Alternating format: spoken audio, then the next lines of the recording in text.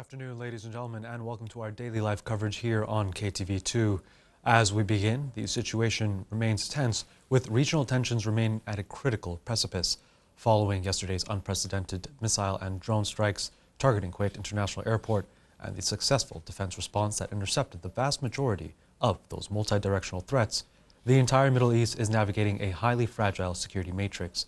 While the human and infrastructure toll hits home, the global fallout is rippling far beyond our borders. From the volatile diplomatic backchannels in Washington to the critical energy corridors of the Strait of Hormuz, the political and economic architecture of the region is being tested in real time. Throughout this coverage, we'll trace every angle of the evolving crisis. Joining us here in the studio to break down the domestic and regional economic safety nets is Dr. Riyad Al-Faris, Professor of Economics at Kuwait University. Furthermore, we'll also be speaking to political expert Dr. Nabil Mikhail in Washington, D.C., to dissect the latest on the fractured U.S.-Iranian diplomatic track. And then we'll move to Beijing with Nader Rong, a political and economic analyst and board member of the Chinese Association for Middle East Studies, to examine China's positioning in stabilizing Gulf commerce. As we begin our coverage, Kuwait's Foreign Minister Sheikh Jarrah Jaber Al Ahmed Al Sabah visited Washington, D.C., holding high-level talks with U.S. Secretary of State Marco Rubio and the House Foreign Affairs Committee Chairman Brian Mast. The meetings reaffirmed the deep-rooted Kuwaiti-American strategic partnership, addressed Iran's attacks on Kuwait, and explored ways to strengthen bilateral cooperation across political, defense, investment, and cultural fields amid the rising regional tensions. More on that in this report. Kuwait's Minister of Foreign Affairs Sheikh Jarrah Jaber Al Ahmed Al Sabah conducted a series of high-level diplomatic engagements during his official visit to Washington, D.C., where he met with senior American officials to reinforce and advance the long-standing partnership between the two nations.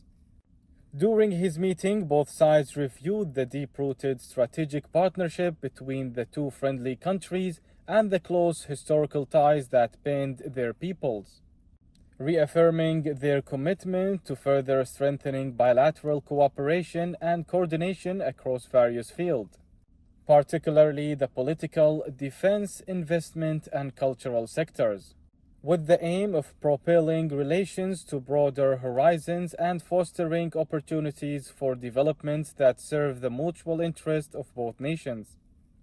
In his meeting with U.S. Secretary of State Marco Rubio, the foreign minister and his counterpart issued a firm condemnation of Iran's repeated and reprehensible attacks against the state of Kuwait, affirming Kuwait's full rights to take all necessary measures to safeguard its sovereignty and territorial integrity. The two ministers further stressed the importance of continuing Kuwaiti-American coordination at various levels, particularly in the light of the delicate circumstances prevailing across the region, in order to confront current challenges, navigate rapid developments, and strengthen efforts aimed at consolidating regional security and stability in a way that achieve the common interest of both friendly countries and preserve the security and prosperity of the region. The foreign minister also met with Brian Mast, chairman of the U.S. House Foreign Affairs Committee, where discussions centered on the long-standing and deeply rooted Kuwaiti-American relations, characterized by a robust strategic partnership and the close cooperation across multiple domains. The two sides explored ways to develop and strengthen relations in various fields and expand bilateral cooperation to achieve the common interests of the two friendly countries, while also exchange views on the lasting regional developments and a range of international issues of mutual concern. The foreign minister's engagement in Washington reflects Kuwait's continued diplomatic commitment to deepening its partnerships and engaging constructively with key international allies as the country navigates a complex and evolving regional landscape. Joining us live here in the studio to dissect the economic safety nets and fiscal realities facing Kuwait and the wider region is Dr. Riyad Al-Faras, the Associate Professor of Economics at Kuwait University and former advisor to the Executive Director at the International Monetary Fund. Dr. Al-Faras, thank you for joining us today in our live coverage, sir. Thank you for having me. Of course. Let's begin with our first question. Following the unprecedented attack just the other day on Kuwait International Airport, what is your immediate assessment of the financial and economic damage and then resilience that Kuwait has? Well, this is not the first damage to the airport, actually. The airport was hit on the first day of the war, Correct. I think. So, but I think over like 2-3 months, we were able to rebuild it. And I think this time we can also rebuild it. I think the whole crisis here showed how resilient is Kuwait in terms of political and social gathering. So I think Kuwait now is maybe facing unprecedented events we haven't seen before, but I think it showed the good side of the Kuwaiti people during the crisis. It shows sort of the resilience and cohesion and within solidarity, the society. I think, Yes. around the political leadership. So for me, I'm not aware or let's say afraid of any negative side, because I'm sure we can rebuild the airport. On the same day, Kuwait Airways, Al Jazeera, they resumed their flights after a few hours, Yes. 5 hours maybe, after the attack on T1. And I'm sure T1 will come back, I think, to operation in a couple of months. So no need to, No worries to be worried. there. Yeah, I think. And we've seen this repeatedly throughout the conflict, that there's always a contingency plan, some backup plan or emergency scenario plans. Does this give us a sort of opportunity to expand these preparedness measures that we've undergone? Of course, I think for a long time, maybe one of the things that Kuwait lacked is we don't have a center for a crisis management. I think now with this war, I think the government should seriously think about having a center for crisis management to deal with such events. A specialized body tasked only with crises. No, when you say crisis management, it's political, security, economic, any kind of issues to speed up, I think, the coordination between different government entities during these crises. For example, to rebuild like the airport or the oil infrastructure also, it was affected. So I think now the government should work, I think, hard to establish such a center similar to other countries in the region. Let's just briefly address the oil sector, because we saw some reports in the last few days saying that to reopen the oil production capacity in Kuwait would take between, I believe it was 6 to 10 weeks. 6 to 8 weeks, correct. Yes. This, I believe, is a fairly fast schedule to be on, faster than other countries would have. I believe Qatar, because it's LNG mostly, that would take several months maybe. Yeah. So what can you tell us about this sort of, it is really just preparedness for any crisis right now. Yeah. And we're seeing the attack on Kuwait International Airport sort of hindering the long-term goals and objectives the country has with Kuwait 2035 vision, because it serves as a logistics center. No, it shouldn't affect the long-term goals, I think. Such an events, I think there should be kind of contingency plans. And usually when you have long-term goals, you shouldn't be affected by any of these events. I remember like in the 1980s, Kuwait was in the region where there was the Iraq-Iran war for 8 years, and everything was working well, and we moved with our operations, with our development, with our project. Personally, I don't think this crisis will end maybe even within this month. At the beginning, I was optimistic. I was saying a few weeks. 3 weeks and we're done. Yeah, but I think the experience, I think especially with the US, maybe we talked briefly before being on air, for previous wars that US went through, usually they are longer time, unfortunately. Yes. Sometimes they take years. Several years to Yeah, so for this one, I don't think it's an exception, especially with the hard positions of both the Iranians and the Americans, and especially with the war ended without any kind of a victory, let's say, for each side to declare, which means that maybe war will be resumed, or in best scenario, maybe the closure of Strait of Hormuz will continue. This, of course, will affect us negatively. Of course, yes. Do you believe that both sides are currently in a stalemate? Neither side wants to relaunch the war, but because of the sort of escalation trap they've fallen into, if the other side were to initiate, the war would be back on? Or are you on the side of both sides understand the need to end this crisis that both have suffered? Yeah, I think both suffered from this war, both economically and militarily. The Iranians were hit hard, I think. The devastation was huge in Iran from north to south, east to west, everywhere. Military, infrastructure, almost everything was damaged. Also, the blockade, I think, that the US imposed in the last few weeks on Iranian ports and oil, I think this affected them economically. And I think this is one of the cards that the US now is using against Iran, is the blockade. Because if you remember, during the first few weeks of the war, Iran was blocking the strait. Yeah, and also exporting oil. Yes.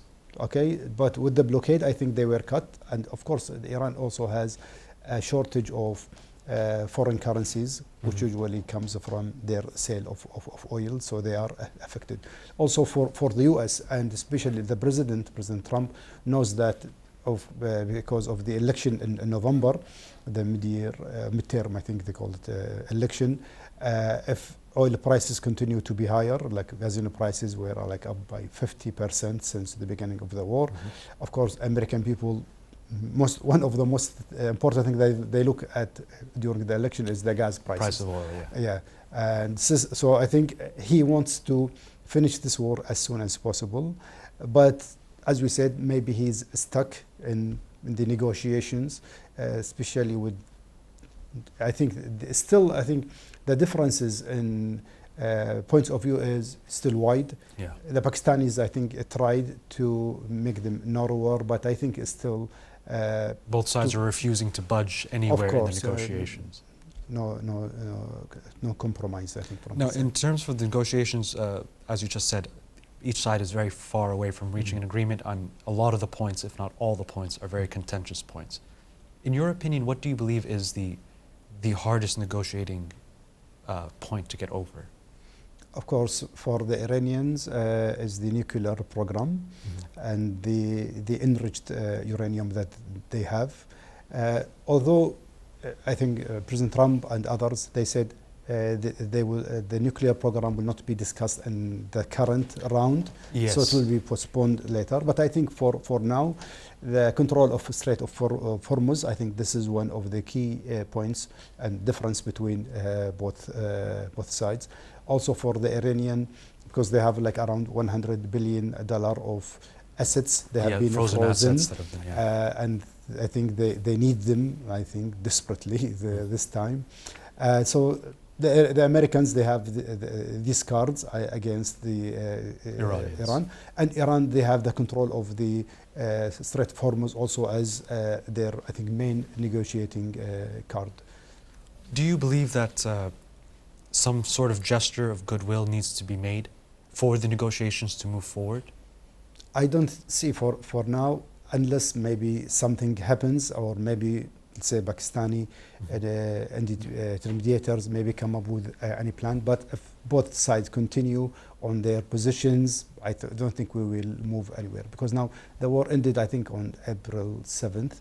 So now we are on June 5th, so almost 2 months. Yeah.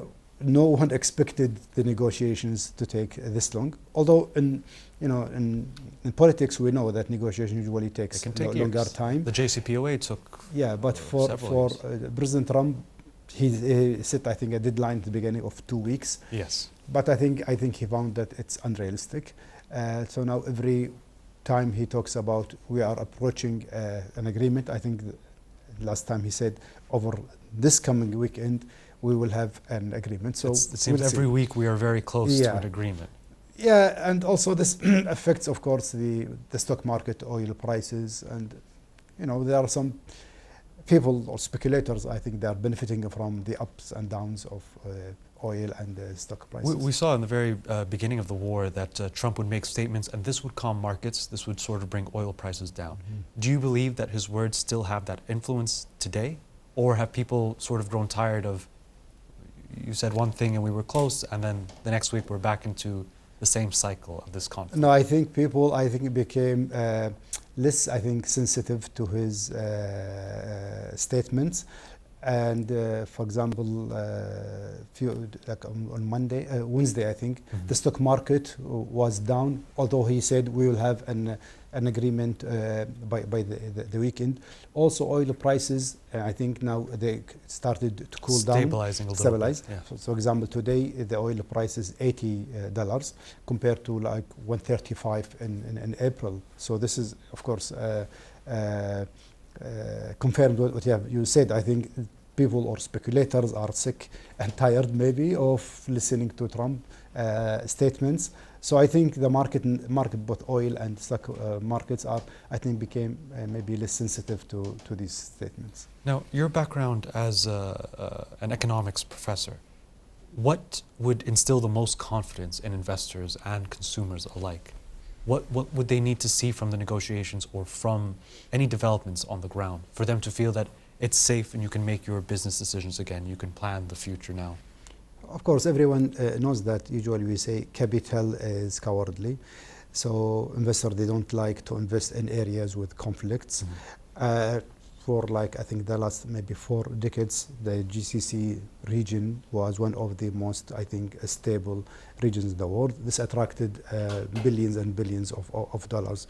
I think, but with the war and the escalation and by hitting Kuwait and the other GCC countries, I think investors became now skeptical. A little cautious. Very cautious. It depends on the outcomes of the negotiations. Either if there is only a ceasefire and everything stays at the same, I think this will not benefit investors because they will still be skeptical. But if there is, let's say, a big breakthrough in the negotiations, if there is, let's say, permanent ceasefire or even normalization of the relationship between Iran and the US and the region, in this case, I think capital investment will come back.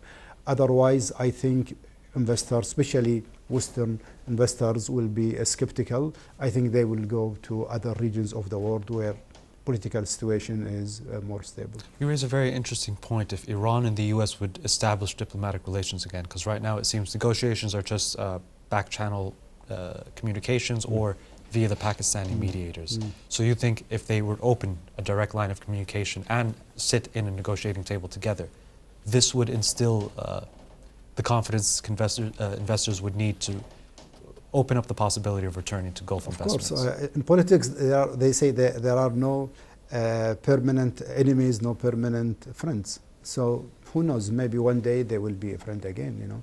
Sure. Of course, depends on the Iranian regime. If the regime changes or become, let's say, less radical, for example, I think the relationship will be normalized with the GCC and the US and other countries.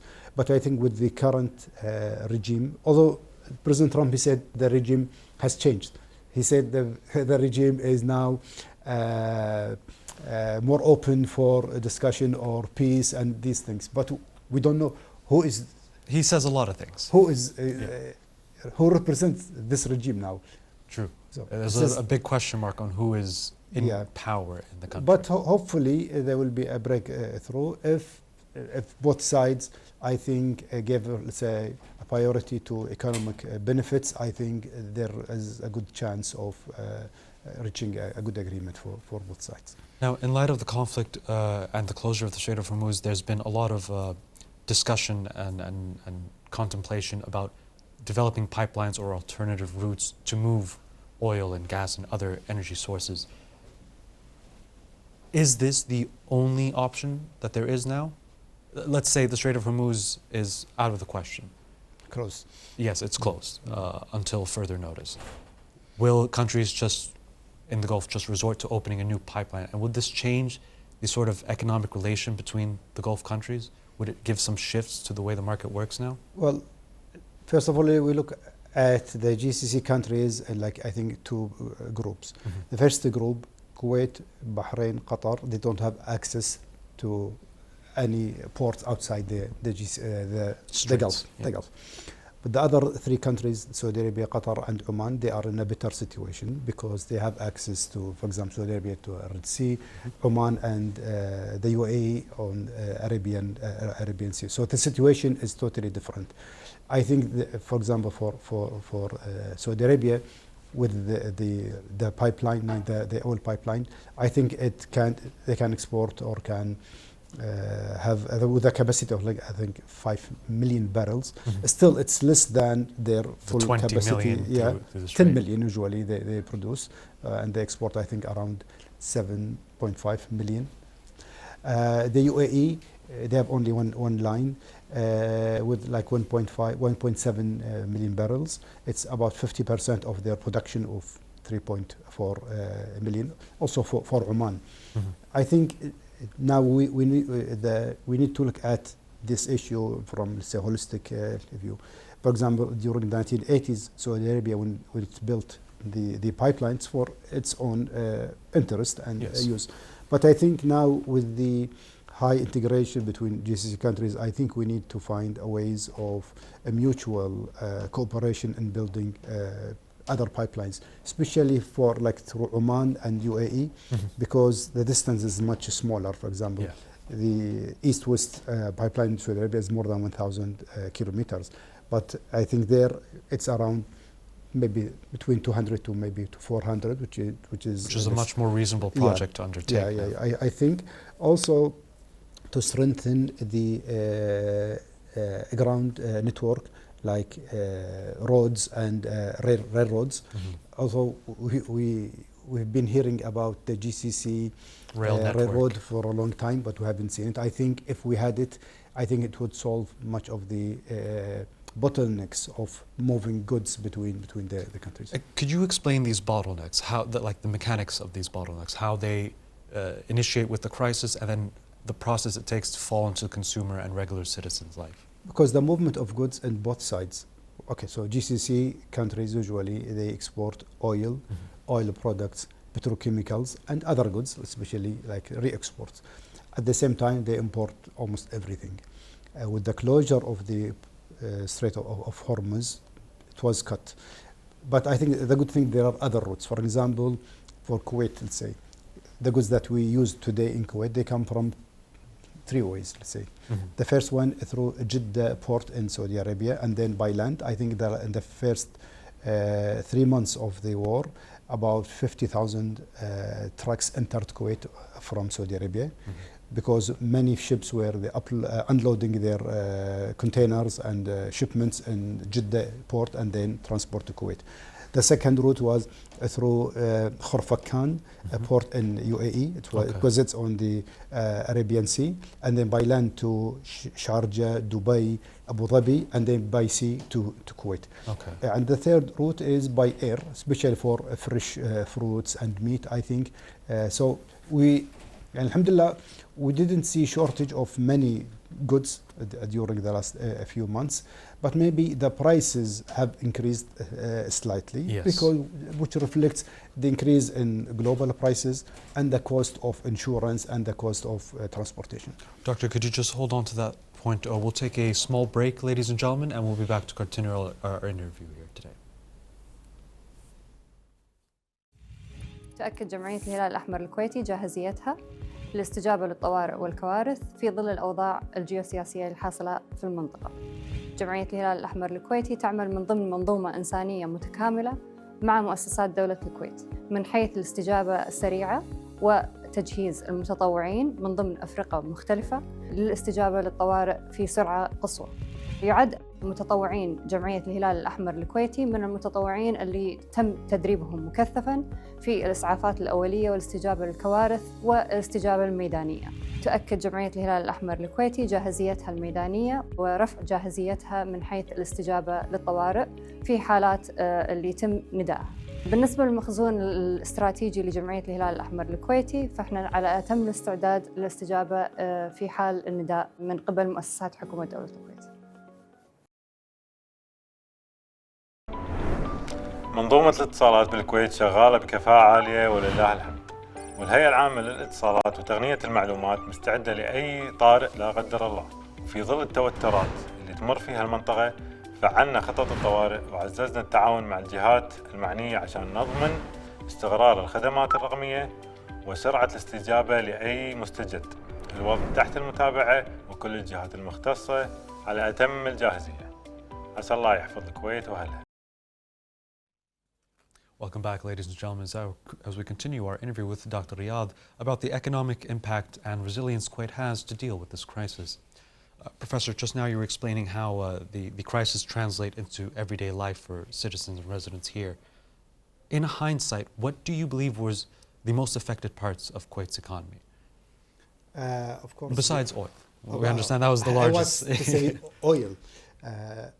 Actually, yeah, it was oil and petrochemicals, because Kuwait has a number of good, I think, petrochemical industry plants. I think we are not able to export them. I don't know if they exporting them by land, but I don't think it's not economically feasible right to do so. But other things, and when I go to supermarkets, alhamdulillah, everything is there. Even those like vegetables and the fruits, they are there. Essentials, also building materials. They go, for example, because I'm building my house, so everything was available. Maybe there is a shortage sometimes of glass or some things, but in general, I think everything is moving smoothly to Kuwait, especially with the cooperation between Kuwait and other GCC countries. Yes. And there may be some delays for some orders or some materials. Of course, this is expected. But the fact that it's only delayed and isn't totally cut off is an achievement, and it shows the strength of the Gulf as a single unit and a block. Yes, that's good. Now, given your extensive background with the Supreme Council for Planning and Development here in Kuwait, how do the persistent geopolitical flashpoints affect the timeline and executions of Kuwait's long-term developmental vision? We spoke about this in terms of the airport and how that would not affect the long-term plan. Of course. But the geopolitical instability, how does that impact these goals? Because when you look at the development plan, there are different projects. Some projects are built and financed entirely by the government. Okay, this will depend on government funding. I don't think there is a shortage, because now, since last year, when the government issued the public debt law, so far the government has borrowed about 7 billion KD, 3 billion in dinars and 4 billion in dollars. So Kuwait, because the good thing that Kuwait entered in this crisis with a very low level of debt compared to other countries. So every few weeks we see that the government issues a new debt to finance its expenditures, and I think there's a good appetite from investors, especially banks, to buy the Kuwaiti bonds to finance the expenditure. Other projects in the plan, the development plan, are either financed entirely by the private sector, or some of them are in partnership between the government and the private sector. For example, the Al Hayman water treatment facility plant is financed, of course, by the private sector, because it's a BOT project. So I don't see any maybe critical delays in financing the development project of the development plan. I believe it was in the very first month of the war we saw a report from Bloomberg that specifically said that Kuwait is well equipped to absorb the economic shock from this crisis. In your opinion, what allows Kuwait to have this ability to absorb these shocks? Of course, first of all is the financial buffer. We have two buffers. We have the General Reserve Fund, which has cash and other assets. Which is not that much, it's around 30 billion KD. But I think we have the Future Generation Fund, which now amounts, alhamdulillah, to like $1 trillion, or more than $1 trillion. Of course, so far we haven't touched the Future Generation Fund, but I think having that buffer gives confidence for investors and also for people that we have the funds that we can use. For example, the UAE chose differently. For example, UAE also has the third largest sovereign wealth fund, which is larger than Kuwait fund. But they chose another way to finance their spending by Currency swap. currency swaps Yeah. with the US, I think. So this is why was I think Their choice. yeah, to a deal with choice, that and there was issue. because the alternative was to sell US bonds, and I think the US doesn't want our countries to sell. It doesn't want anyone right now to sell the bonds. bonds, Yeah. especially the Japanese and the Chinese. Yes. Actually, they started selling bonds. And there's a fear that because- the Japanese bonds, if they sell their bonds, that this would trigger a crisis for the U.S. Of course. So everyone, if everyone sells, even for us, because we have also, I think Kuwait has around like $50 billion of funds of U.S. bonds. I think the UAE has around 95 billion. So I think, of course, they say they will not use it, but as a precautionary measure, they will resort. And the U.S. has this fund, they call it Exchange Stabilization Fund, which is around $219 billion. Usually they provide dollars for countries. Last country, I think it was Argentina. They got, I think, around 20 billion last October. Yes, I believe you're correct with that, with President Javier Milei in Argentina. Now, you mentioned that having this, the general fund and the future generations fund, this provides confidence to investors. The fact that we have not had to touch these funds or tap into these funds to protect ourselves, this adds even more confidence in investors, because it seems that, well, clearly there's a plan and they understand that it will be difficult, but there is a way through this. There is a path out. Of course, and this is maybe, I think the situation now is even better than the situation during the pandemic in 2020. If you remember, at that time, Kuwait didn't have a law to borrow, and there was really a shortage of liquidity.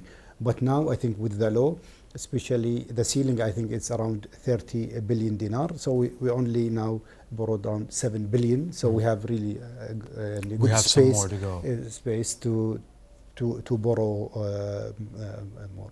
Now, do you believe that this law was changed after seeing COVID-19 pandemic and its impact on the entire country? Because that wasn't just closing down a strait, that was the entire functioning of the state had to be put on pause in some respects. Because I think because Kuwait was, I was saying Kuwait was maybe the only country in the world that couldn't borrow since October 2017 when the old law expired. Kuwait couldn't issue a new law because of maybe the conflict between the National Assembly and the government at that time. But I think since last year, after issuing the law, and I think it was issued at the right time, and it showed how it's important to have a law that allows you to borrow or to issue debt instruments during a crisis like this one. Professor, the closure of the maritime routes and the traffic separation scheme that's currently taking place, how long can, in your opinion, can the global energy markets absorb this friction? We've heard a lot of estimations that 2 months and the world economy will begin to suffer. Some said 6 months, others say a few weeks.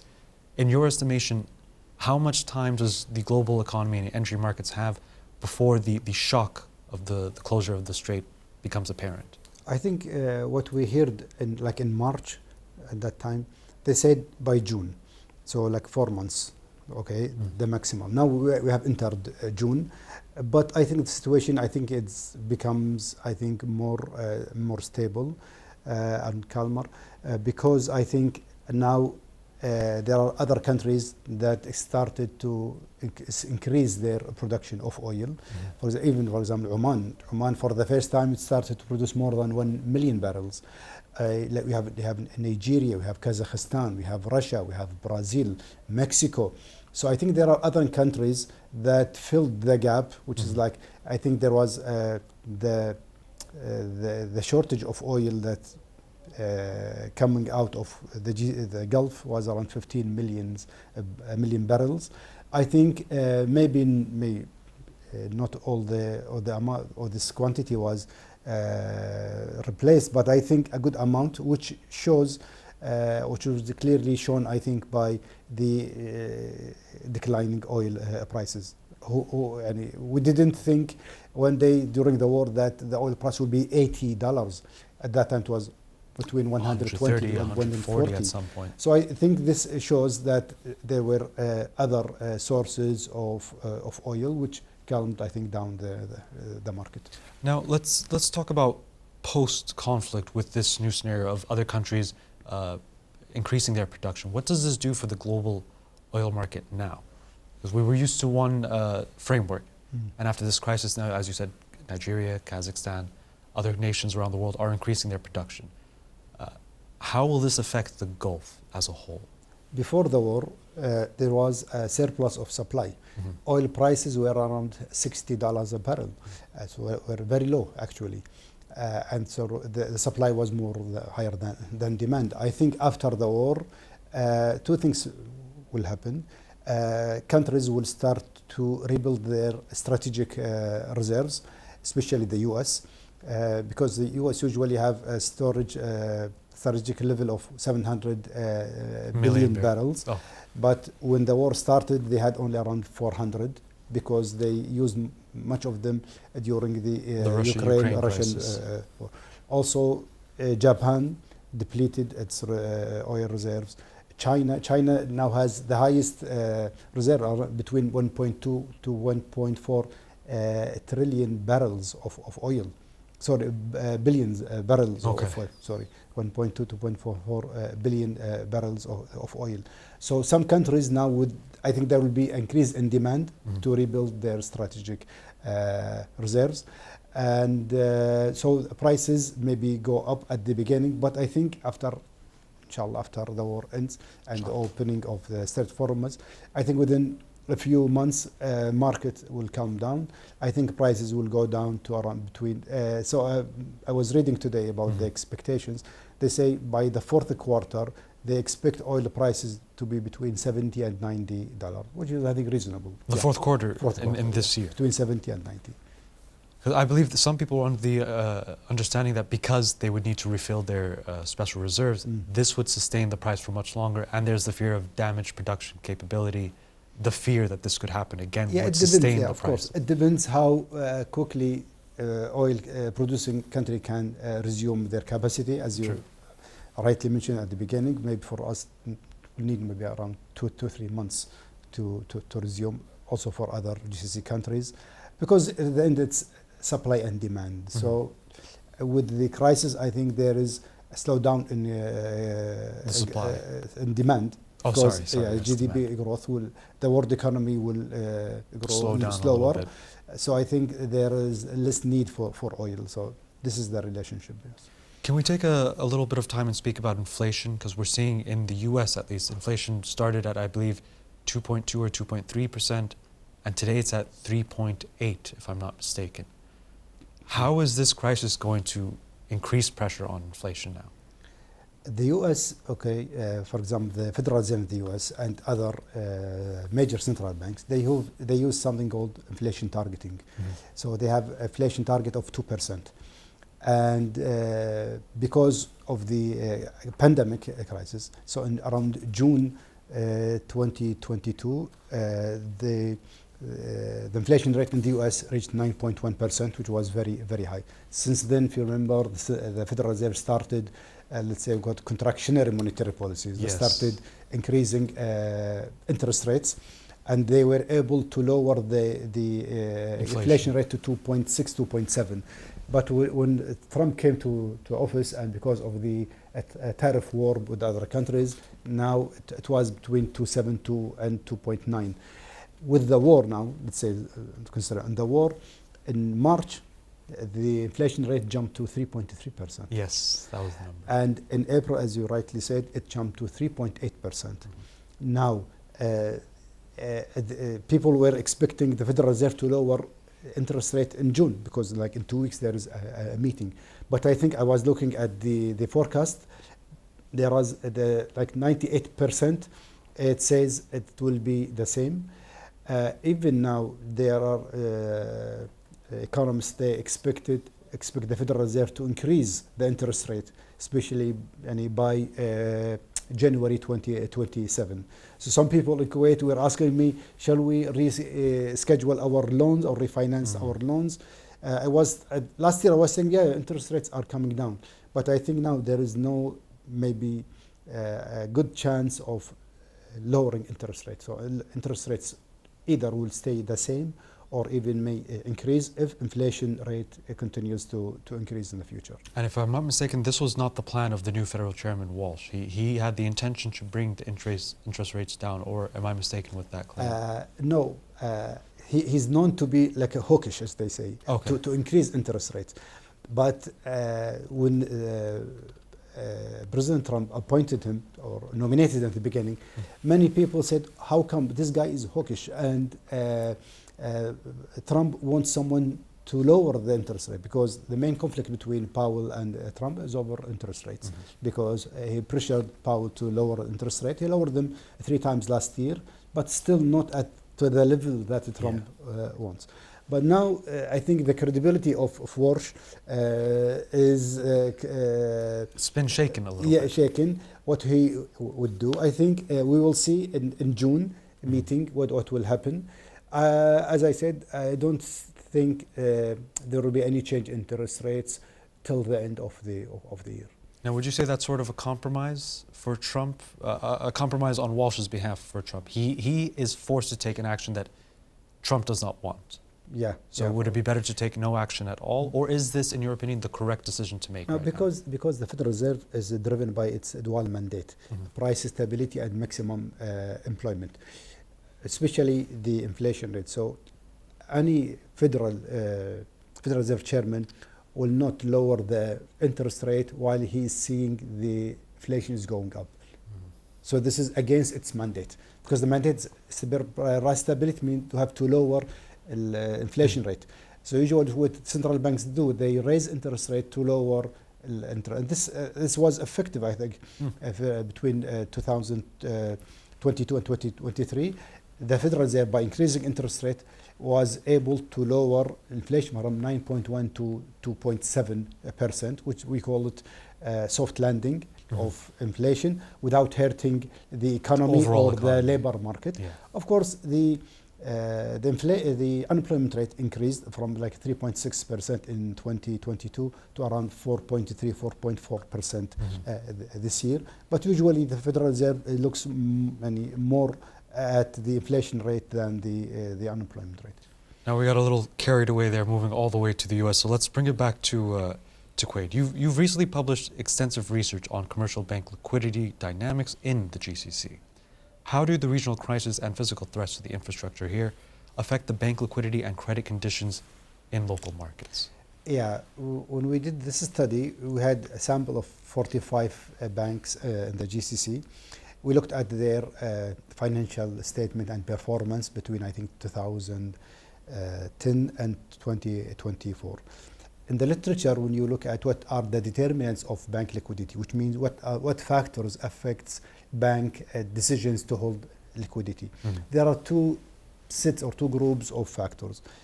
First, the micro factors or bank-specific factors, like efficiency of the bank, bank capital, bank size, market power, even the ownership, who owns the bank, the government or private.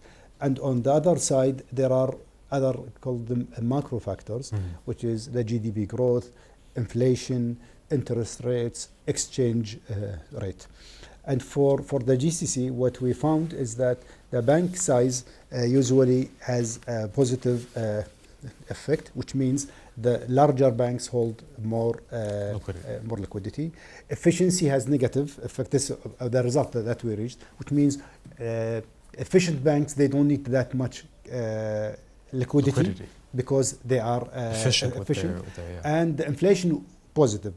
During periods of high inflation, banks hold higher levels of liquidity. So this was our main conclusion. I think in the long run, we found that asset equality, I think, was the main factor.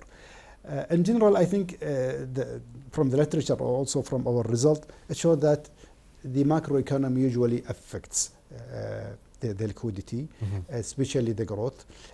In GCC countries, maybe because of our situation, because GCC countries, their currencies are pegged to the US dollar, highly dependent on oil, Also, we have a dual banking, which is Islamic and traditional banking, which makes it maybe a unique, I think, situation compared maybe to other countries.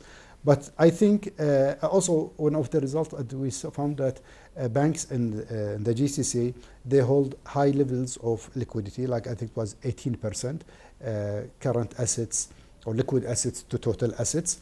Usually we don't see it in other countries. Not that high. Yeah, relatively high, which means that banks in the GCC, they are more conservative.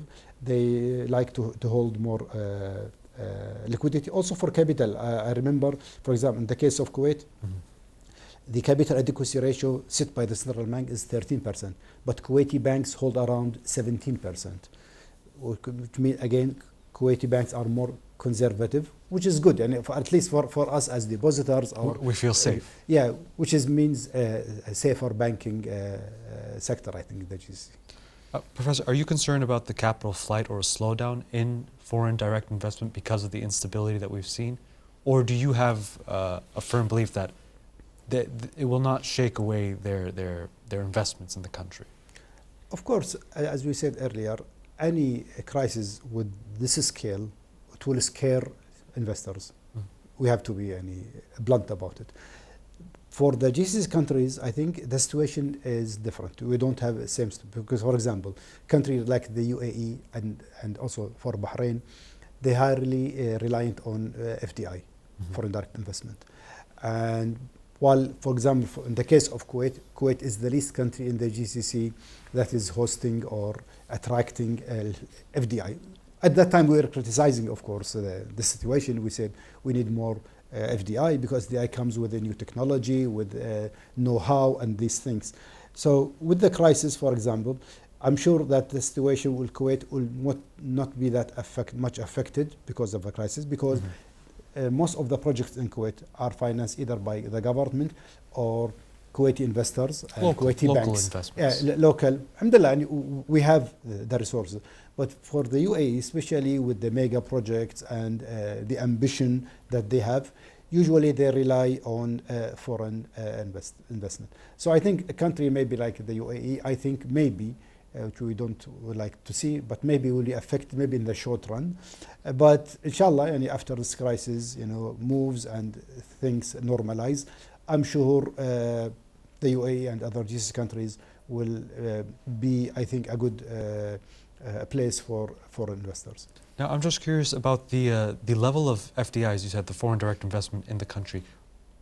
Was this a strategic decision made in the past as to be immune to these shocks, or was it just our situation allowed us not to need foreign direct investment as much as other nations? Every country has different development model. So the Kuwaiti development model relies heavily on public funding, especially in the past. Maybe since 2015, we started having the PPP. And I think with the establishment of the Public Authority for Partnership, we saw a number of good projects in partnership with because traditionally Kuwait is capital exporting country. It's not capital importing country. And this is, I think, for that long time also, I said we need to change this mindset. Because, as I said, FDI is not just money. Now, the first country in the world in attracting and hosting FDI is the US.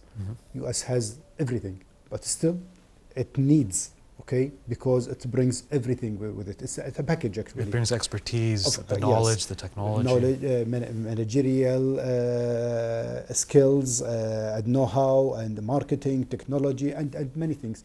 So I think we need to change this, maybe the mindset of the government here in Kuwait to rely, let's say, more on FDI. Of course, FDI, the problem with FDI, it's not a stable source of funds. So between time to time, they will change. Fluctuate a little bit. Fluctuating, because at the end, the investor, why would an investor comes to your country? It wants to get a good return on its investment. Yes. If you give the investor the right incentives, and infrastructure and legal framework, of course, they will come. Of course, also, they need projects. One of the most important thing in Kuwait, even with now we have a Kadiba, Kuwait Direct Investment Authority. Yes. Have been since I think 2014. We don't have that because we don't have project. This is what I say all the time. Before you fix maybe the infrastructure and the legal things, you have to think about a project. Why don't we give or provide investors with good opportunities? The problem, for example, in Kuwait, many investors, they come as contractors to a government project, while the UAE is different. You know, they ask the investor to come with his or her, let's say, a project to the country. So I think we need to enlarge or expand the range of investments that are available to investors in order to attract more productive FDI. Well, this is a two-part question then. What do you believe is the reason for the reluctance or hesitance to attract more FDI? Yeah, because I mentioned, for example, let's say two main projects now. We have the airport and the T5, I think they call it, or T3, T5 maybe. T3, sorry, Okay. the new one, yeah, because T5 is zero. And the Mubarak port, they are built both or financed by the government, while originally they should have been financed by the private sector, PPP.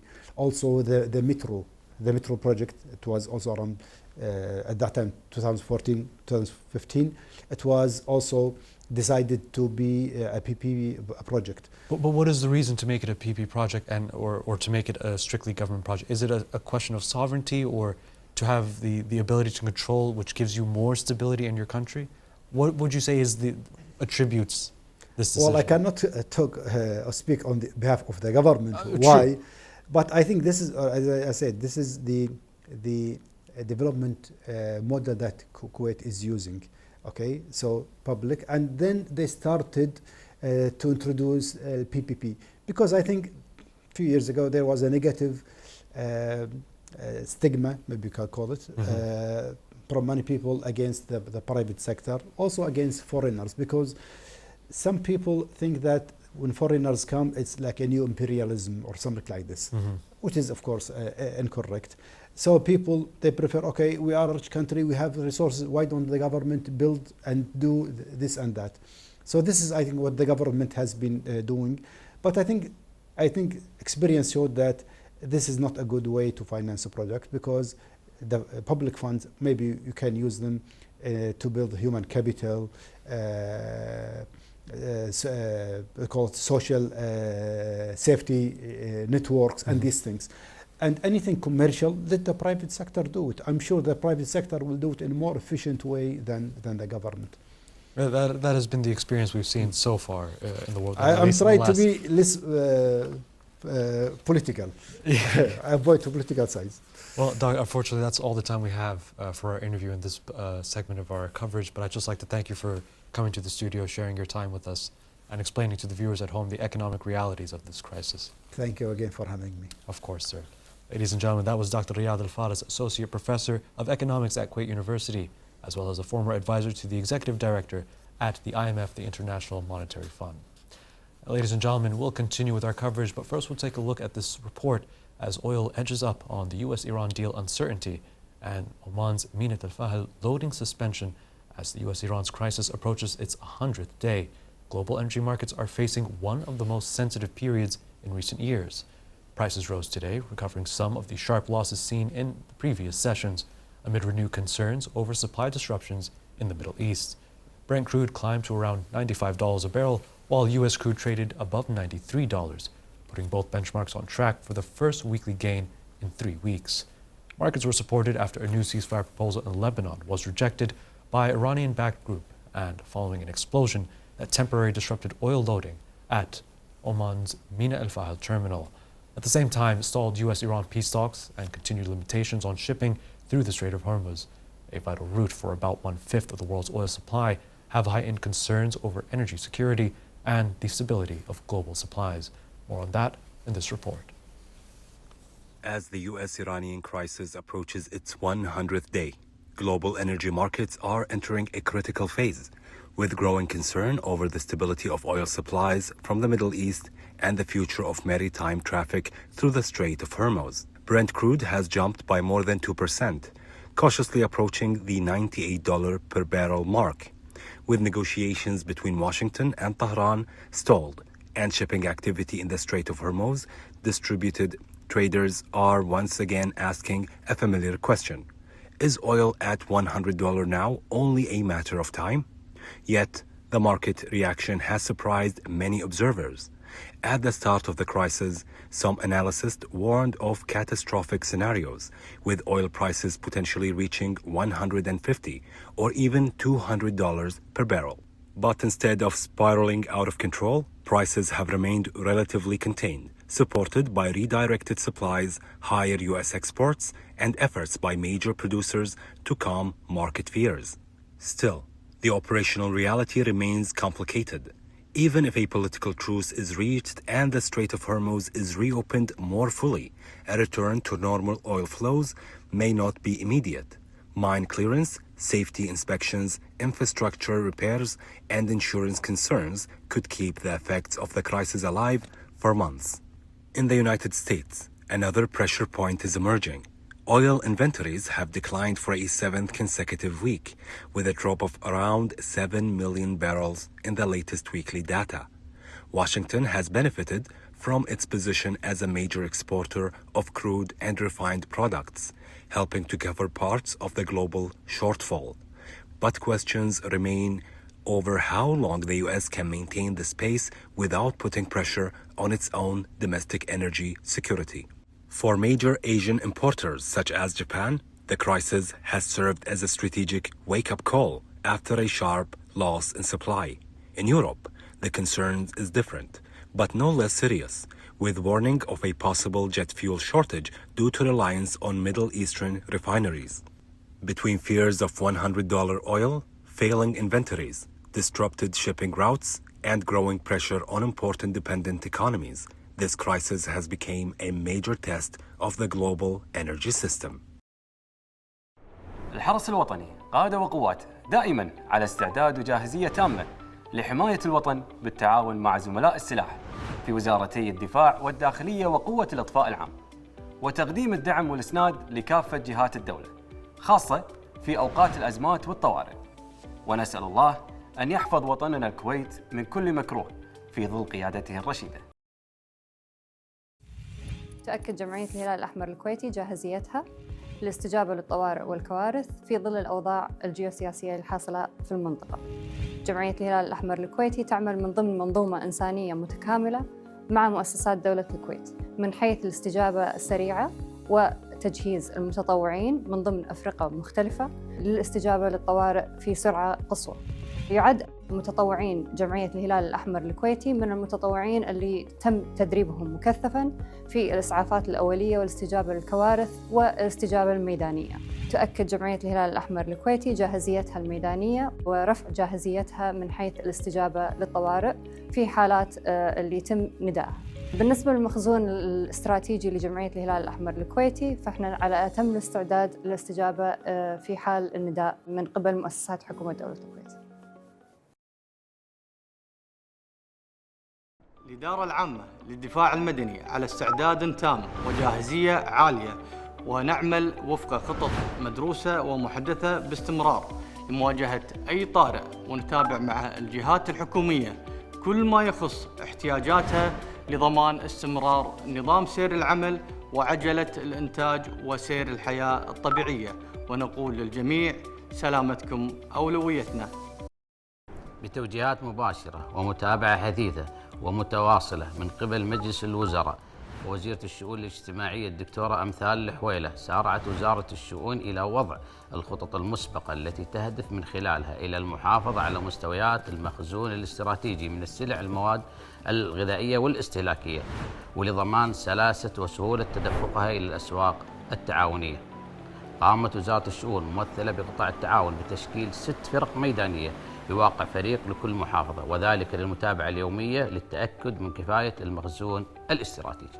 إن هذا العمل هو ثمرة تنسيق وتخطيط مسبق مع جهات الدولة المختصة التي وضعت لضمان استدامة الأمن الغذائي في مختلف الأوقات، ودامت الكويت بحفظ الله ورعايته.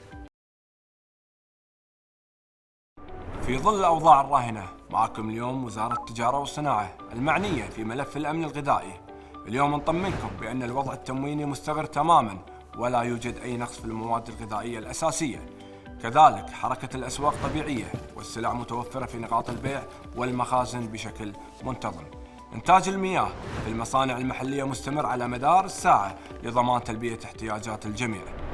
سلاسل الإمداد تعمل بشكل طبيعي وسلس ولا توجد أي عوائق في تدفق السلع إلى الأسواق، كما أن الأسواق المركزية وجميع نقاط البيع تعمل بشكل طبيعي، والجمعيات التعاونية تواصل نشاطها المعتاد دون أي تأثير. ونؤكد على الجاهزية الكاملة لخطط الطوارئ مع استمرار فرق الرقابة التجارية في متابعة الأسواق ميدانيا بشكل يومي لضمان استقرار الأسعار وتوفر السلع الأساسية فيها. لذلك اليوم احنا نطمنكم ونبشركم بأن الأمور طيبة إن شاء الله ويحافظ الله. As the war on Iran approaches its 100th day, Gulf concerns are escalating over the continued attacks on GCC countries and their vital infrastructure. Between de-escalation talks and the reality of escalating tensions, the Gulf states insist that their security is not a marginal element in any agreement, but rather the foundation of any future regional solution. More on that in this report.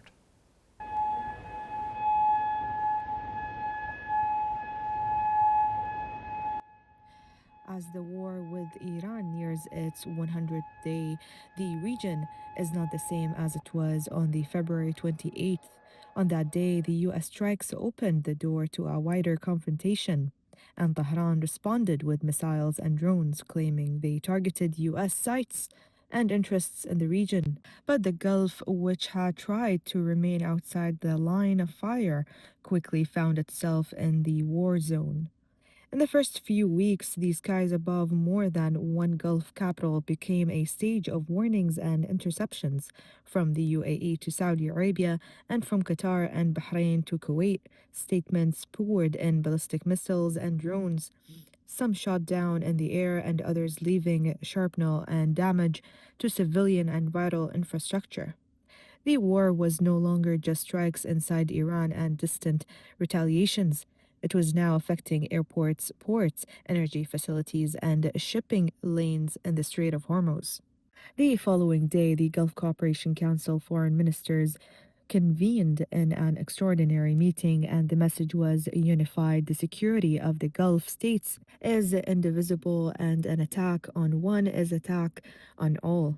On the ground, air defenses were activated, but the scale of the threat revealed that the attacks were not limited to military targets. With the arrival of April, the issue was referred to the Security Council. The Gulf states condemned an immediate cessation of attacks, protection of navigation in the Strait of Hormuz, and that the GCC states be part of any negotiations or agreement with Iran, not merely affected by its outcomes. Days later, a U.S.-Iranian ceasefire was announced, brokered by Pakistan. The GCC Secretariat welcomed it, but stressed that what was needed was not a temporary truce, but a permanent solution that would safeguard the region's security. However, the ceasefire remained fragile. Hours later, its announcement, the East-West pipeline in Saudi Arabia was attacked, disrupting energy flows. By the end of May, discussions were underway regarding a memorandum to extend the ceasefire for 60 days and reopen the Strait of Hormuz, but no final agreement was reached. Then came the June 3rd attack, bringing the danger back to the front line. Kuwait and Bahrain were targeted, resulting in damage to Kuwait International Airport, one death, dozens of injuries, and the interception of missiles and drones heading towards Bahrain. This was followed by a new Gulf stance affirming that the security of Bahrain and Kuwait is an integral part of the security of the Gulf Cooperation Council. While the Gulf states maintain they are not party of the war, their message has become clearer. Their security and sovereignty are not arenas for settling scores. Nearly 100 days have revealed that the most dangerous aspect of this confrontation is not only its expansion, but also the transformation of the Gulf states from concerned observers to direct targets of its repercussions. Even today, talks remain under the pressure of escalation, and Gulf message is clearer than ever. There can be no regional security without a cessation of hostilities and no agreement on the Gulf without the Gulf states. منظومة الاتصالات بالكويت شغالة بكفاءة عالية ولله الحمد، والهيئة العامة للاتصالات وتقنية المعلومات مستعدة لأي طارئ لا قدر الله. وفي ظل التوترات اللي تمر فيها المنطقة فعلنا خطط الطوارئ وعززنا التعاون مع الجهات المعنية عشان نضمن استقرار الخدمات الرقمية وسرعة الاستجابة لأي مستجد. الوضع تحت المتابعة وكل الجهات المختصة على أتم الجاهزية. عسى الله يحفظ الكويت وأهلها. تؤكد جمعية الهلال الأحمر الكويتي جاهزيتها للاستجابة للطوارئ والكوارث في ظل الأوضاع الجيوسياسية الحاصلة في المنطقة. جمعية الهلال الأحمر الكويتي تعمل من ضمن منظومة إنسانية متكاملة مع مؤسسات دولة الكويت من حيث الاستجابة السريعة وتجهيز المتطوعين من ضمن أفرقة مختلفة للاستجابة للطوارئ في سرعة قصوى. يعد متطوعين جمعية الهلال الأحمر الكويتي من المتطوعين اللي تم تدريبهم مكثفاً في الإسعافات الأولية والاستجابة للكوارث والاستجابة الميدانية. تؤكد جمعية الهلال الأحمر الكويتي جاهزيتها الميدانية ورفع جاهزيتها من حيث الاستجابة للطوارئ في حالات اللي يتم ندائها. بالنسبة للمخزون الاستراتيجي لجمعية الهلال الأحمر الكويتي فإحنا على أتم الاستعداد للاستجابة في حال النداء من قبل مؤسسات حكومة دولة الكويت. And now we'll widen our scope to the global diplomatic and commercial stage, as Beijing has been watching the escalation in the Gulf with deep concern, particularly regarding the security of energy corridors and its own strategic partnerships in the region. Joining us live now via Zoom from Beijing is Mr. Na Durong, a political and economic analyst, as well as a board member of the Chinese Association for Middle East Studies. Mr. Rong, thank you for joining us today, sir. Let's start with our first question here. China has repeatedly called for an end to the hostilities and has urged for diplomacy from both sides. But following the recent attacks in Kuwait on civilian infrastructure, particularly Kuwait International Airport, how does Beijing view the immediate threat to international maritime stability and stability in the Gulf? Thank you very much for having me. Firstly, China strongly condemns the attack on civilian infrastructures in Kuwait and in other places in the world. And China says it is a serious violation of the international law, and the top priority for all the parties now is to achieve a ceasefire and restore safe maritime navigation. China is gravely concerned over the current situation, and more fighting serves no one's interest. We hope relevant parties will cherish the chance for peace and implement the ceasefire and keep the negotiation going and resolve disputes through political and diplomatic means and achieve a comprehensive and lasting ceasefire at an early date and create necessary conditions for restore peace and tranquility in the Middle East and the Gulf region. Now, sir, we understand that Beijing is in a complex position trying to balance its massive economic ties with the U.S. as well as its strategic and energy relationship with Iran. Could you tell us how China is managing this diplomatic tightrope as the conflict threatens to spin out of control? Yes, China has always pursued and adheres to an independent foreign policy and does not take sides. We maintain normal relations with both the United States and Iran, while we actively promote peace talks and economic cooperation. We always think that economic cooperation and geopolitics should not be connected or conflated. China is capable of handling them on the separate tracks. So China is waiting and ready to develop the economic cooperation with all the countries in the world, despite the differences in culture and ideology and political system and history. But China think these differences should not be the barriers to continue to make any economic cooperation, because all the parties and all countries will benefit from this economic cooperation, and on the basis of equal and win-win result. Now, sir, previously throughout these coverages, as we've discussed the situation, despite the Strait of Hormuz being highly volatile and access to it is being restricted, China has diversified its energy strategies to protect its own economy and to isolate itself from such shocks. From a structural standpoint, how resilient is China's energy supply if the current situation in the Strait drags on into the long term?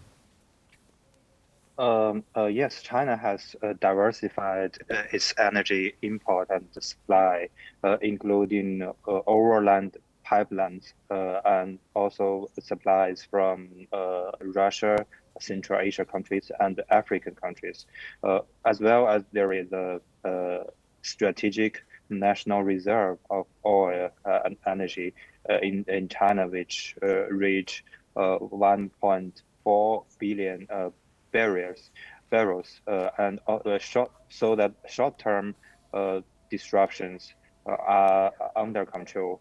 But in the long term, if the blockade in the Strait of Hormuz will continue for example, 6 months or more than half a year, there will be a big pressure for China for its energy supply. I think if in this condition, it will push China or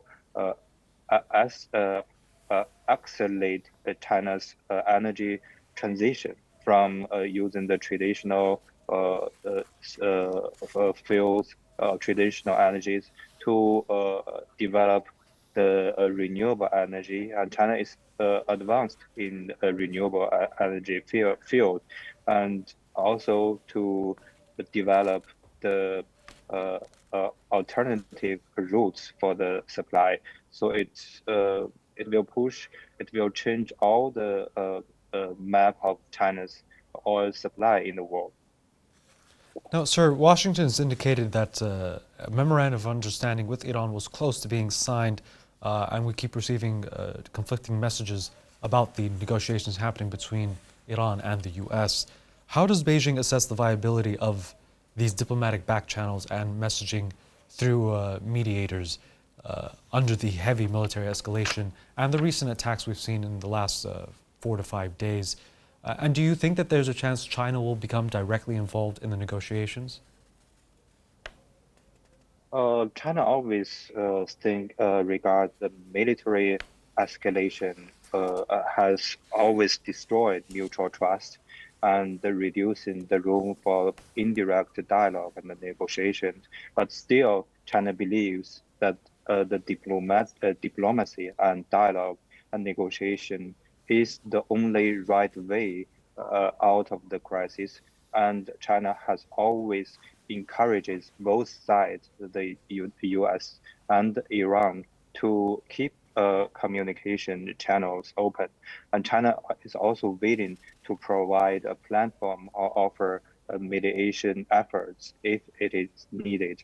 So China, we expected that China is always been a mediator in this crisis, and China is always ready to play a constructive and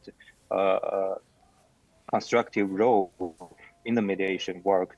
And I think China will never stop its mediation efforts if the world didn't stop. Now, sir, we've seen that the U.S.'s actions in the last 2 months have been almost erratic and unpredictable. How has this affected the U.S.'s relations with its allies in Southeast Asia? Because we are seeing reports that a lot of these countries are now turning to China as sort of the responsible power in the world. Yes, China has always been a provider of stabilities in the world, and China always provide more positive energy to the world and contributes make a great contribution to the world economic growth through its own economic development. So China's foreign policy is always consistent, and China is always promoting peace and stability in this region and in the world. And China don't want to take party or participate in any geopolitical competitions with the United States, and always cause the different parties in any crisis or conflict to resolve their problem through negotiations and dialogue, and not instead of using military means. Sir, unfortunately, we're running out of time. So before we leave you, we'll have just one more question. The Gulf and the broader Middle East region forms a vital maritime and logistical node for China's long-term global trade objectives. If this crisis becomes a prolonged war of attrition and carries to the end of this year or even beyond that, what is the ultimate economic cost of Beijing's commercial and investment objectives as a result of this? Well, I think prolonged conflict will raise shipping insurance cost, and also will make logistic time longer, and also affect the ports and industrial cooperation projects. But however, China would adjust by shifting to land-sea corridors. I mean, like China-European railway and other alternative ports, and also localizing investment. So the overall risk is under control by China and is manageable, and China will never stop its Belt and Road initiative and promoting the economic cooperation with the different countries in the world. Mr. Nader Rong, I'd just like to thank you once more for joining us during this live coverage. Unfortunately, that's all the time we have for this interview. Ladies and gentlemen, that was Mr. Nader Rong, a political and economic analyst, as well as a board member of the Chinese Association for Middle East Studies. And now moving to local news, where Kuwait's youth are honoring frontline heroes through a moving new art exhibition. Titled From Our Children's Heart to the Heroes of the Nation, the gallery showcases the students' works dedicated to those who have sacrificed for the country. More on that in this report with Nadia Al-Taibi. An exceptional art exhibition was held by the Contemporary Art Platform in collaboration with various schools across Kuwait at Cap Art Gallery, titled From Our Children's Heart to the Heroes of the Nation. The event showcases a collection of student-led artworks reflecting deep love towards Kuwait and its heroes. The pieces are dedicated as a direct tribute to Kuwait's frontline heroes, honoring their sacrifices amid the ongoing war. The opening ceremony was highly attended by diplomats and embassy representatives, among other art lovers. The Japanese embassy featured a special participation to demonstrate international solidarity with the Kuwaiti people. Their contribution included a crafted origami piece of the traditional Japanese art of paper folding, in the shape of the arfaj flower, a symbol of resilience and hope for the nation.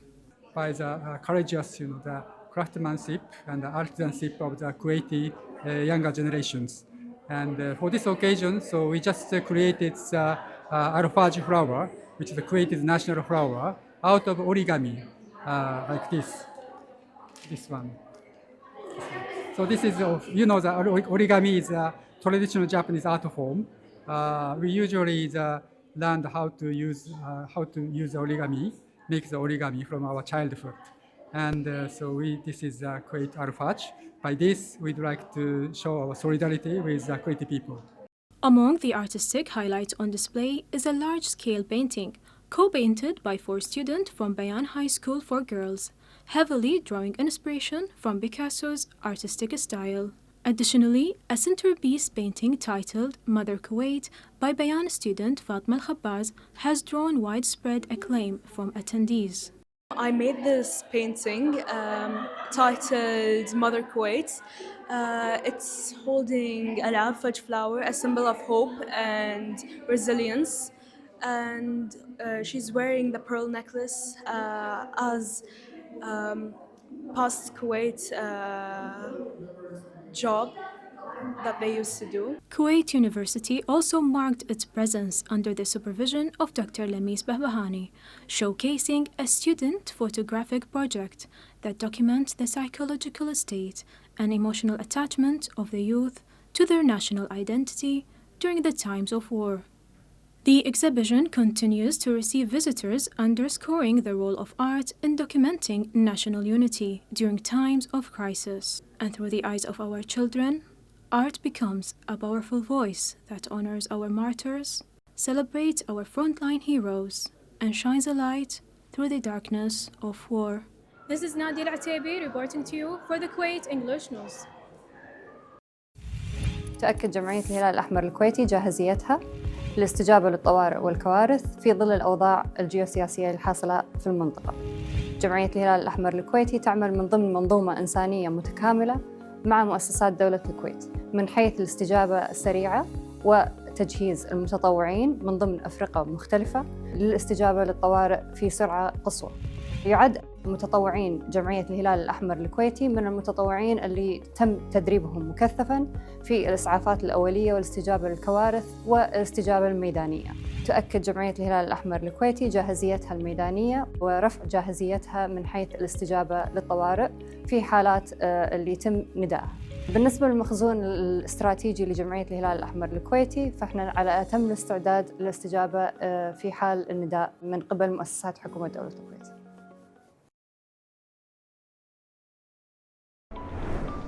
منظومة الاتصالات بالكويت شغالة بكفاءة عالية ولله الحمد، والهيئة العامة للاتصالات وتقنية المعلومات مستعدة لأي طارئ لا قدر الله. في ظل التوترات اللي تمر فيها المنطقة فعلنا خطط الطوارئ وعززنا التعاون مع الجهات المعنية عشان نضمن استقرار الخدمات الرقمية وسرعة الاستجابة لأي مستجد. الوضع تحت المتابعة وكل الجهات المختصة على أتم الجاهزية. عسى الله يحفظ الكويت وأهلها. الحرس الوطني قادة وقوات دائما على استعداد وجاهزية تامة لحماية الوطن بالتعاون مع زملاء السلاح في وزارتي الدفاع والداخلية وقوة الإطفاء العام، وتقديم الدعم والإسناد لكافة جهات الدولة خاصة في أوقات الأزمات والطوارئ. ونسأل الله أن يحفظ وطننا الكويت من كل مكروه في ظل قيادته الرشيدة. بتوجيهات مباشرة ومتابعة حثيثة ومتواصلة من قبل مجلس الوزراء ووزيرة الشؤون الاجتماعية الدكتورة أمثال الحويلة، سارعت وزارة الشؤون إلى وضع الخطط المسبقة التي تهدف من خلالها إلى المحافظة على مستويات المخزون الاستراتيجي من السلع المواد الغذائية والاستهلاكية، ولضمان سلاسة وسهولة تدفقها إلى الأسواق التعاونية. قامت وزارة الشؤون ممثلة بقطاع التعاون بتشكيل 6 فرق ميدانية بواقع فريق لكل محافظة، وذلك للمتابعة اليومية للتأكد من كفاية المخزون الاستراتيجي. إن هذا العمل هو ثمرة تنسيق وتخطيط مسبق مع جهات الدولة المختصة التي وضعت لضمان استدامة الأمن الغذائي في مختلف الأوقات، ودامت الكويت بحفظ الله ورعايته.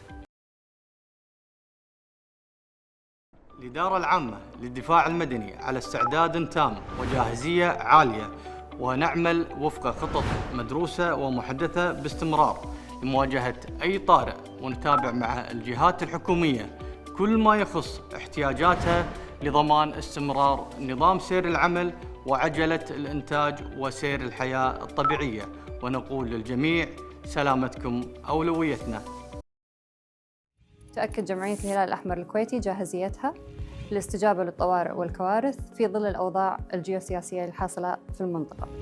جمعية الهلال الأحمر الكويتي تعمل من ضمن منظومة إنسانية متكاملة مع مؤسسات دولة الكويت من حيث الاستجابة السريعة وتجهيز المتطوعين من ضمن أفرقة مختلفة للاستجابة للطوارئ في سرعة قصوى. يعد متطوعين جمعية الهلال الأحمر الكويتي من المتطوعين اللي تم تدريبهم مكثفاً في الإسعافات الأولية والاستجابة للكوارث والاستجابة الميدانية. تؤكد جمعية الهلال الأحمر الكويتي جاهزيتها الميدانية ورفع جاهزيتها من حيث الاستجابة للطوارئ في حالات اللي يتم ندائها. بالنسبة للمخزون الاستراتيجي لجمعية الهلال الأحمر الكويتي فإحنا على أتم الاستعداد للاستجابة في حال النداء من قبل مؤسسات حكومة دولة الكويت. Joining us now from Washington, D.C., we are joined via Zoom with political expert and international relations specialist, Dr. Nabeel Mikhail. Dr. Mikhail, thank you for joining us once again, sir, in our live coverages. Now, let's begin straight with the first question because we don't have too much time. With the situation unfolding as it is with the recent attacks on Kuwait International Airport, what is Washington's response and how are they balancing not restarting the war but also committing to its defensive agreements with its allies in the Gulf? It's a crime. It's a crime against humanity. The whole world stands with Kuwait, with its Amir, with its government, with its great people, and Iran is continuing its acts of aggressions against Kuwait. Kuwait will be protected. Kuwait is safe. Kuwait is sovereign.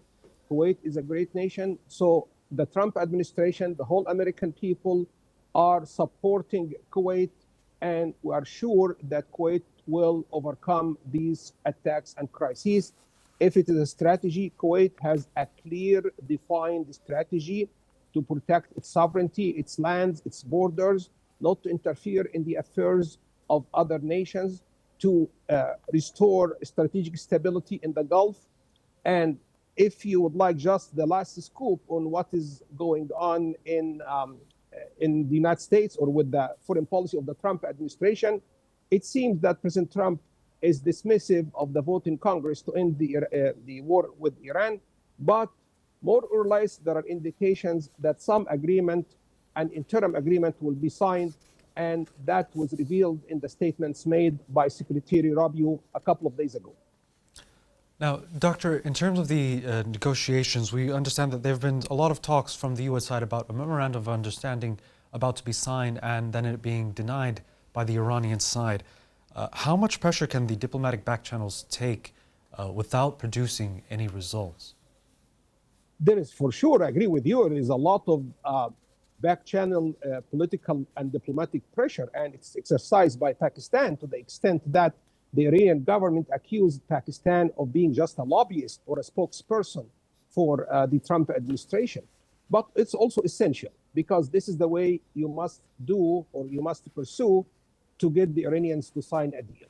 We do not know much about Iran because they do not reveal any information. But let me just venture and say this statement. I believe that the power of the Revolutionary Guards is receding because they were always the obstacle and the handicap to any agreement with America, insisting on a full enrichment of uranium. Now we can see that the uranium or the nuclear file with Iran is compartmentalized. So therefore, there could be some progress made, and the first indication of this would be the end of the blockade of the Strait of Hormuz, but the pressure will be mounting in Iran to do better and to make more concessions. Now, sir, in regards to the struggle taking place in Lebanon as Iran is trying to tie in that conflict with the negotiations right now, can you just briefly explain what happened over the last few days with the phone call between Trump and Netanyahu in regards to the Lebanese issue in the negotiations? This is a very important question, and I have to be modest and say that I'm waiting also the full story to be to unravel by reports from, say, the New York Times, the Washington Post, because this is what they excel at. They can basically publish and reveal what transpired in high-level talks between Trump and other world leaders. But I think Trump was tough. He was very aggressive with Netanyahu, and he told him, you are undermining my effort to reach an agreement with the Iranians, because the agreement with the Iranians means one thing, to open the Strait of Hormuz and end this stifling situation for the world economy. So do not be too selfish. It was that simple. It was that big. So Trump was very straightforward. And I think Netanyahu now is recalculating his steps. Not every time he does an act of aggression about Gaza or Lebanon or any other country or any other place or group, America will not give him a green light. America has a different national interest than the Israelis. And this is actually a big cause championed by people prominent in the MAGA movement, which is the base, the political base of President Trump. So it is a very, very important development in American politics and its foreign policy. And I'm glad that you submitted this question. Sir, on the point of Trump's MAGA base and the Republicans he has in the States, we're seeing a lot of, let's say, discord taking place right now with this vote to try to pass this law. Of course, Trump can ultimately veto it and continue with his actions right now. But what does that say about the bipartisan pressure we're seeing in the U.S. Political sphere? For sure, there are people who disagree with Trump inside his own party. But he was very dismissive of that vote. And also, Trump is trying to fight that trend in the Republican Party by backing MAGA candidates in the primaries. So far, he has done very well. And there were elections in Iowa, in Indiana, and Texas, other states whereby his people, his guys, to put it simply, were the winners. So he would like to see less Republican losses in the House of Representatives in November to maintain the majority in the Senate and to end the war with Iran as soon as possible. Of course, he will claim victory. He has also strategic consensus from China and Russia, who do not want to see Iran a nuclear power and owning a nuclear atomic device.